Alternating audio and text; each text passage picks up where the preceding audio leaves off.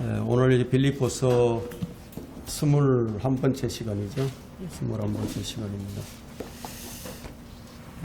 빌립보서 4장 지난 시간에 이어서 이제 계속하도록 하겠습니다.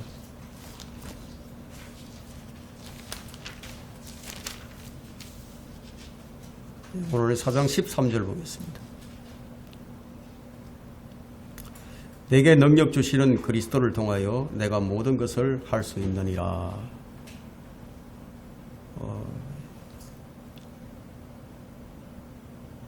10절부터 23절까지는 이 빌립보서 이 편지의 추신이라고 할 수 있습니다. 저 역시 지난 시간에 이어서 이제 이 추신을 쓴다는 그런 심정으로 이제 강의를 하고자 합니다.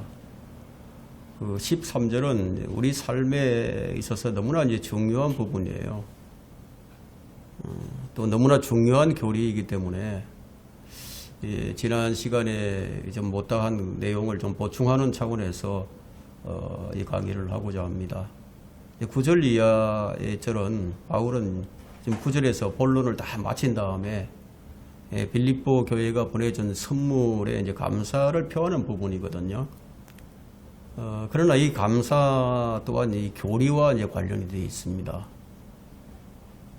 바울이 빌립보 교회에 감사하고 싶은 마음이 아주 컸지만 바울 자신은 남들이 자신을 생각해 주든 뭐 그렇지 않든 주 안에서 아무 부족함이 없다는 사실을 빌립보 교회에 알리고자 하는 그런 마음이 훨씬 더 컸습니다. 13절은 어찌 보면 굉장히 큰 말씀이죠.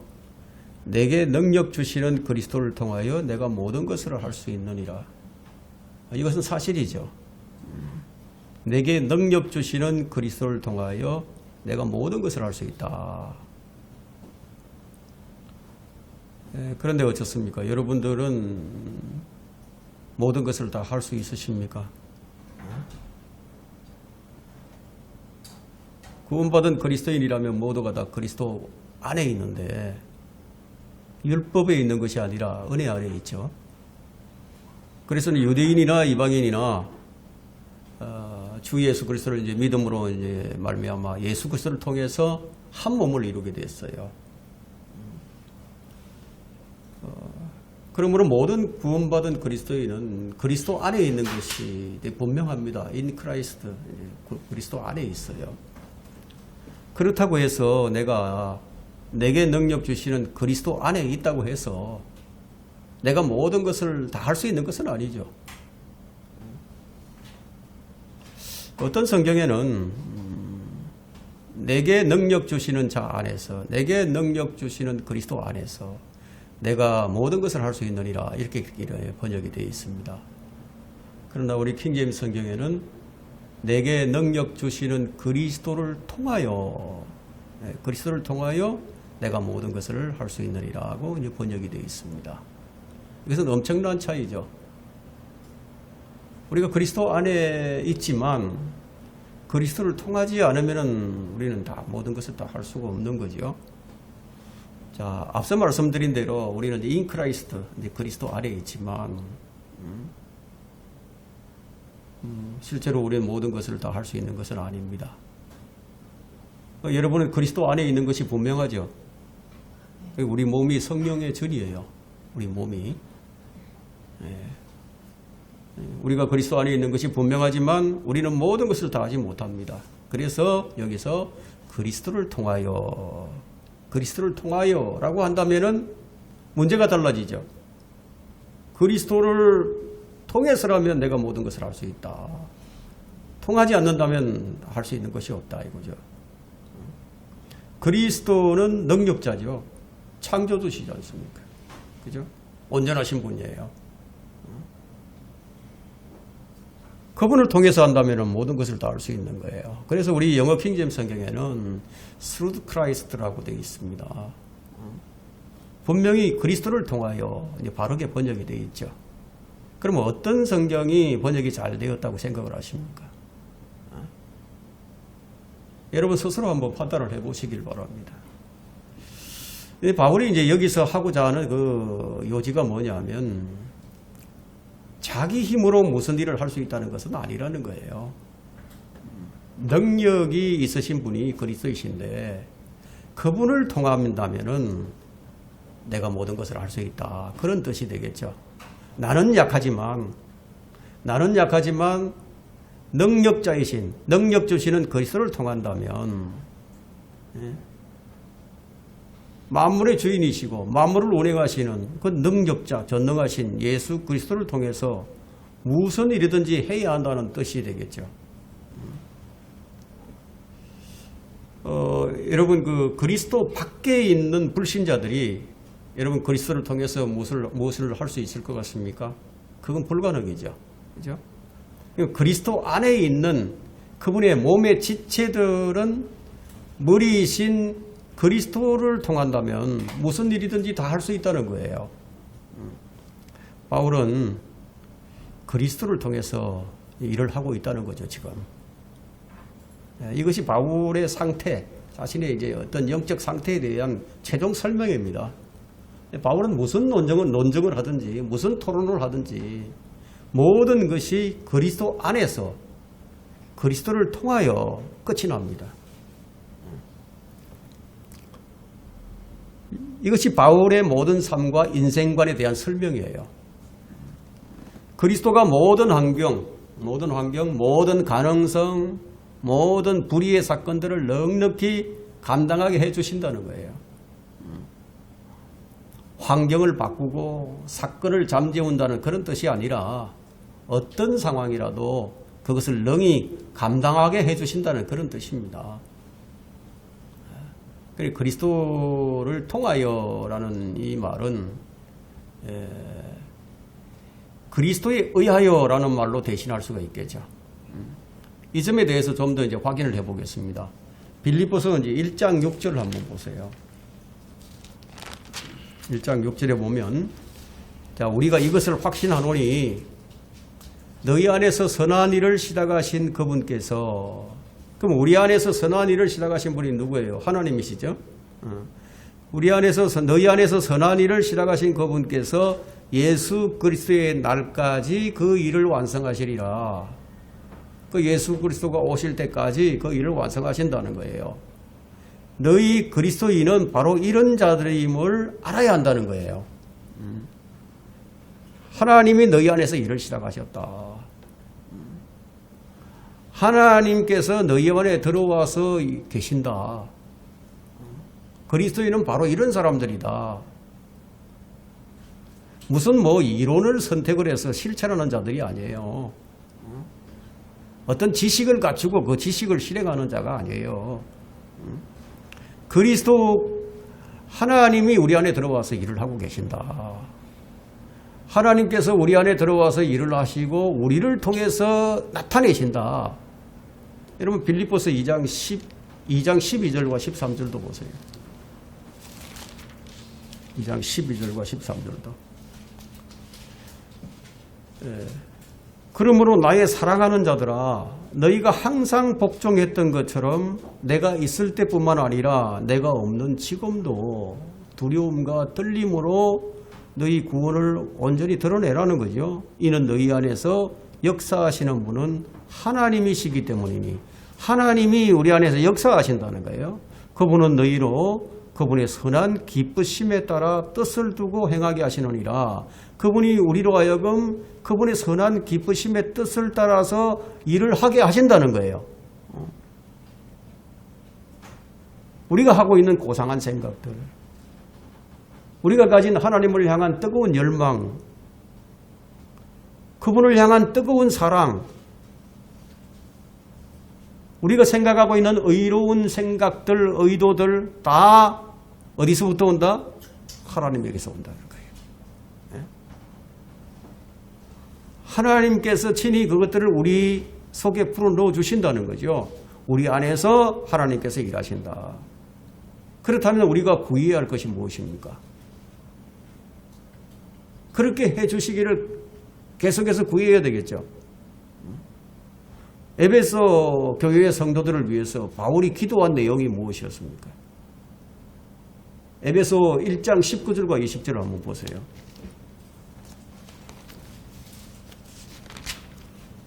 어떻게 해주기를 원하는지.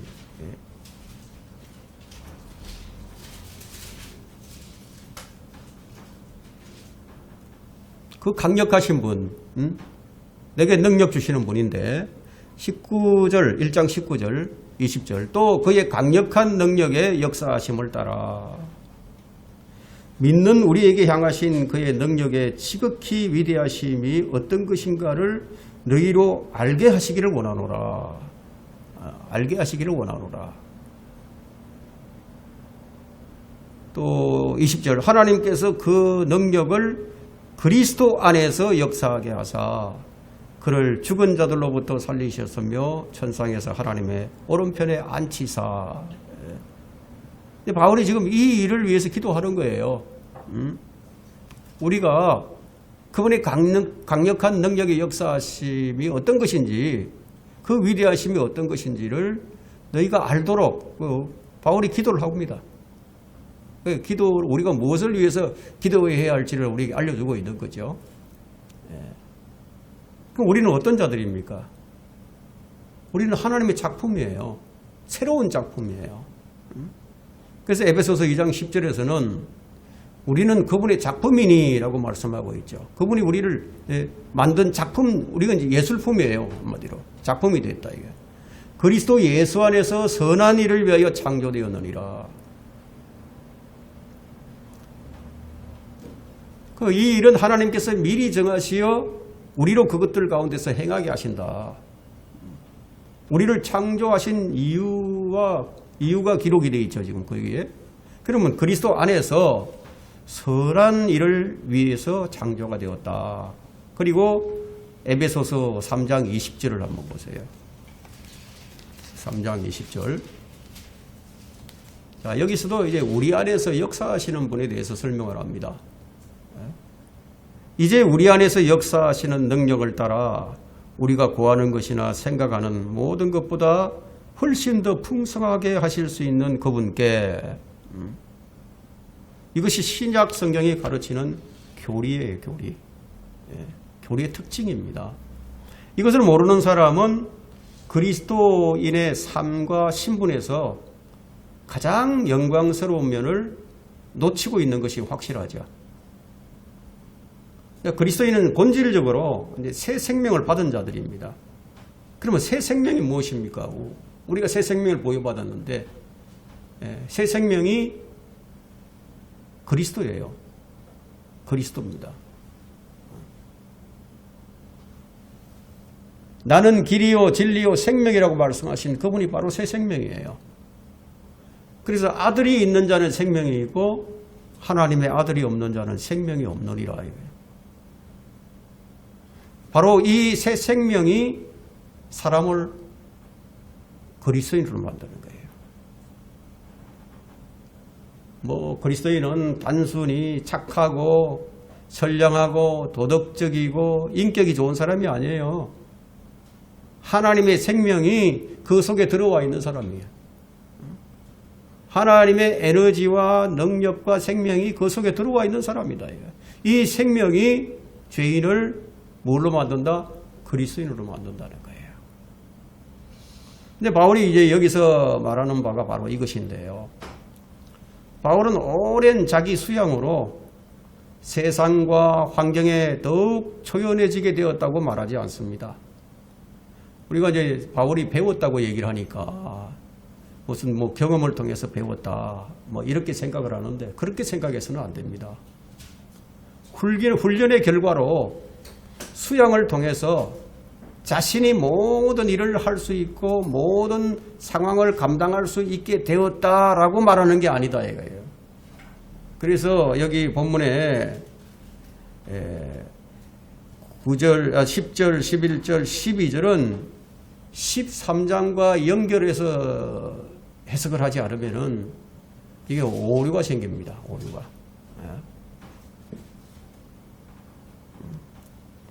배우는 건 뭐예요? 배우는 거. 자기가 수양을 해서 배우고 경험해서 배운 거. 이런 것들은 어디서 나오는 것들입니까? 이런 것들은 다른 종교에서 하는 거죠. 힌두교나 불교도, 불교를 비롯해서 이 동양 종교에서 가르치는 그런 가르침이죠. 그 동양 종교는 뭐냐면요. 기본적으로 상황과 환경에 덤덤해지도록 도와주는 거예요. 주변 세상에 대해서 초연함을 길러주는 겁니다. 그래서 상황에 휘둘리지 않고 살아가도록 도와주기 위해서 생겨난 게 동양 종교예요. 이 종교들은 무엇을 가리킵니까? 욕심을 버려라. 마음을 비우라. 이제 그렇게 가르치죠. 자연에 흡수되고 자연에 동화되라. 이렇게 이제 가르칩니다. 이것은 기독교의 복음과는 정반대의 가르침이죠. 그래서 아까도 말씀드렸다시피 11절과 12절은 13절을 떼어놓고서는 말할 수가 없어요. 11절과 12절만 가지고 얘기하면 힌두교와 불교에서 가르치는 거랑 똑같아져 버립니다. 바울은 이제 우리의 삶은 그리스도에 연합되어 있음을 보여주고자 한 겁니다. 그리스도인이 된다는 것은 단순히 그리스도의 가르침을 믿고 따른다는 그런 뜻이 아니에요. 그리스도와 긴밀히 연결됨으로써 그의 생명의 능력이 우리 안에서 역사하게 한다는 그런 뜻이 있는 거예요. 바울은 내게 능력 주시는 그리스도 안에서 내가 그리스도를 통하여 내가 모든 것을 할 수 있다고 말을 하는 거예요. 자기 혼자서 하는 게 아니라는 거예요. 여러분, 자기 혼자서 악한 영적 존재들과 싸운다면 성산이 없죠. 그럼 성산 없는 싸움을 벌이라는 게 아니라는 거죠. 능력의 그리스도가 내 안에서 살아서 역사를 하신다는 거예요. 바로 그분의 능력을 통하여 내가 모든 일을 할 수 있다고 얘기하는 겁니다. 어떤 분은 이 시대의 교회와 목사는 마땅히 세상의 전반적인 상황에 대해서 계속해서 발언을 해야 한다고 생각하는 그런 분들도 있습니다. 이 세상이 이 지경이 되었는데 나라가 이렇게 혼란스러운데 성경 얘기나 하고 있으면 되겠습니까? 그건 너무 현실과 동떨어져 있는 것이 아닙니까? 이런 얘기를 하죠. 설마 이 뉴스를 안 보고 계신 것은 아니겠죠? 세상이 지금 어떻게 돌아가고 있는지 알고나 있습니까? 세계 상황이나 각 국가의 상태에 대해서 왜 말을 하지 않는 것입니까? 이렇게 항의하는 분들도 있어요. 그런 분에 대한 제 답변은 또 저를 비롯한 다수의 설교자가 이 세상의 상황에 대해서 아무리 많이 발언을 해도 세상은 영향을 받지 않습니다. 교회사 21세기 동안 교회가 정치, 경제 상황에 대해서 무수히 발언을 많이 해왔어요. 그러나 주목할 만한 변화가 일어나지 않았어요. 설교의 임무는 그것이 아니죠. 그 설교의 임무는 바울이 살았던 그 시대, 사실 지금 시대와 비교를 한다면은 비교할 수 없을 정도로 열악한 상황이었어요. 그런 상황을 살았던 바울이 무엇을 지금 말하고 있습니까? 나는 만족하는 법을 배웠다 이거예요. 예, 만족하는 법을 배웠는데 그것이 내게 능력 주시는 그리스도를 통하여 내가 이 모든 것들을 배우고 할 수 있었다. 그래서 우리는 설교를 할 때 바울과 같이 해야 되는 거예요. 그리고 얼마나 많은 성도들이 기도를 했습니까? 그런데 반세기 동안에 어떤 일을 겪었죠? 두 차례에 1차 세계대전, 2차 세계대전을 겪은 세상입니다. 성도들이 기도하지 않았습니까? 얼마나 많이 기도했습니까? 앞으로 그보다도 더 심각한 상황이 벌어질 수도 있는, 그러면 이 불확실한 세상에서 오늘 이 본문을 통해서 배우면서 우리가 던져야 할 질문이 무엇입니까? 닥쳐오는 그 모든 일에 우리가 어떻게 대처를 해야 될 것인가? 어떻게 우리가 그 모든 일에 직면을 할까? 그것이 아닐까요?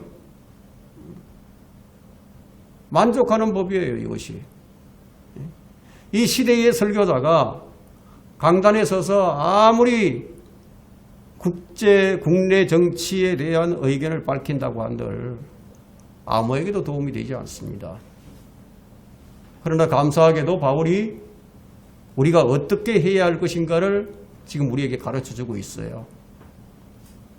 제가 여러분들에게 알려드릴 수 있는 내용 역시 바울이 말한 것을 그대로 전달할 뿐입니다. 내게 능력 주시는 그리스도를 통하여 내가 모든 것을 할 수 있느니라. 궁핍함에 처해 있을 때나 풍부함에 처해 있을 때나 비천함에 처해 있을 때나 모든 처지와 모든 일에 있어서 그리스도를 통하여 만족할 수 있다는 거예요. 평화로울 때든 전쟁이 일어날 때든 자유로울 때든 종살이를 할 때든 완전히 다른 삶이 펼쳐질 때든 나는 감당할 수 있다. 그리스도를 통해서. 라는 비결을 여러분들에게 지금 알려드립니다. 다시 반복하지만 13절은 수동적이고 소극적으로 불의를 묵인해야 한다는 그런 뜻이 아닙니다. 절대로 그런 뜻이 아니에요. 무슨 일이 생기든 다 감당할 수 있다는 뜻이죠. 그래서 바울이 말한 대로 우리도 그렇게 할 수 있을까요? 지금의 세대는 환란이 무엇인지 전쟁이 무엇인지 잘 몰라요. 전쟁을 겪어보지 않은 세대예요. 보릿고개가 뭔지 겪어보지 않은 세대입니다. 60세 이상 되신 분들은 뭐 어려웠던 시절을 다 경험을 했을 테니까. 그러나 아마도 앞으로 더 좋은 세상이 아니라 더 살기 어려운 그런 각박한 세상을 우리 모두가 경험하게 될 겁니다.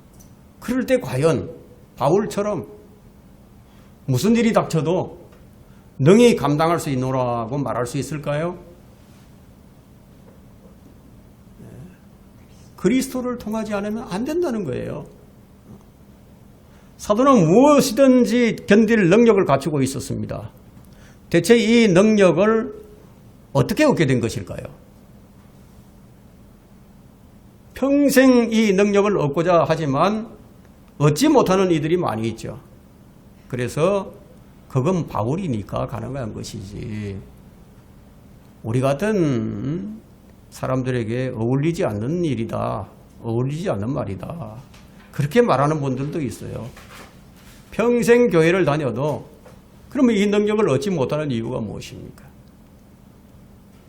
저는 바울이 말한 내게 능력 주시는 그리스도와 나와의 관계를 알지 못하고 깨닫지 못하는 데 주된 원인이 있다고 생각을 합니다.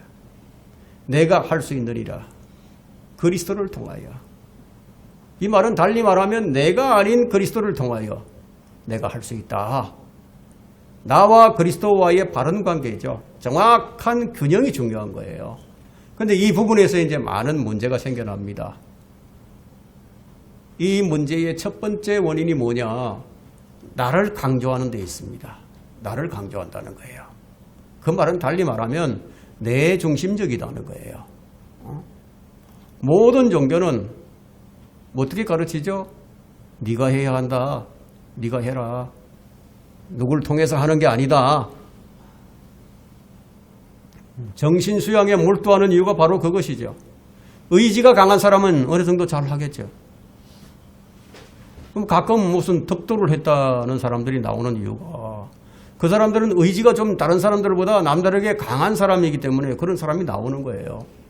그 예수님께서는 그리고 마음을 잘 비워놓으면은 마음을 잘 청소해 놓으면은 악한 영이 다른 7을 데리고 와가지고 그 안에 기거한다고 그렇게 말씀을 하셨어요. 그러면 마음을 비우는 수양이 참 좋을 것 같지만 좋은 게 아니에요. 우리 마음은 무엇인가로 채워야만 합니다. 그리스도로 채워야 하겠죠. 생명이신 그리스도, 생명이신 그리스도가 내 안에 들어와 살고 계세요. 너희 안에서 역사하시는 분은 하나님이시기 때문이니 하나님께서 내 안에 들어와 계신다는 거예요. 그럼 하나님께서 내 안에서 역사를 하시면은 어떤 일이 일어날까요? 내 머리를 통해서 그리스도를 생각하게 하겠죠. 내 입을 통해서 그리스도가 말씀을 하시겠죠. 내 마음을 통해서 그리스도가 사랑을 하시겠죠. 내 손을 통해서 그리스도가 도와주시겠죠. 이것이 그리스도를 통하여라는 의미입니다. 혹자는 이런 말을 합니다. 그러면 나는 뭐냐? 나는 헛수합이냐? 그럼 나는 대체 어디 있는 것인가? 나를 통해서 그리스도가 다 하시면 그러면 나는 뭐냐는 거예요. 이 의혹에 대해서 답을 주는 말씀이 있어요. 갈라디아서 2장 20절을 한번 보세요.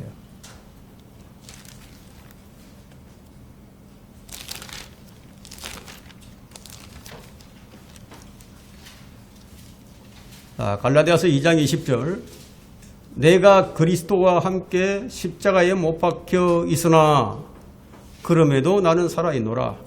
그러나 내가 사는 것이 아니요 그리스도께서 내 안에 사시는 것이라.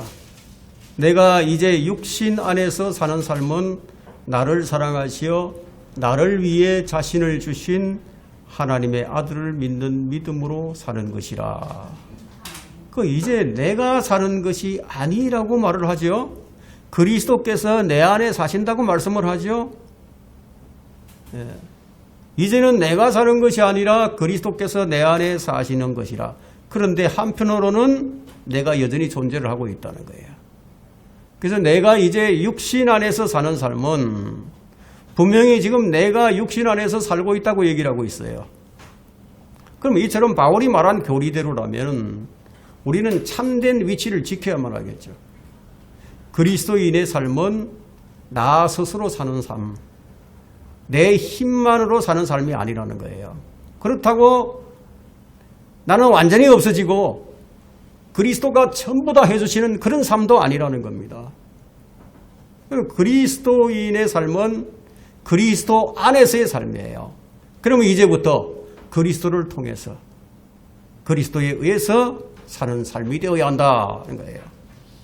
우리는 그리스도 안에 있고 그리스도는 우리 안에 계신 것이 분명합니다. 성경은 구원받은 성도들이 영적인 그리스도의 몸을 이루고 있다고 말을 합니다.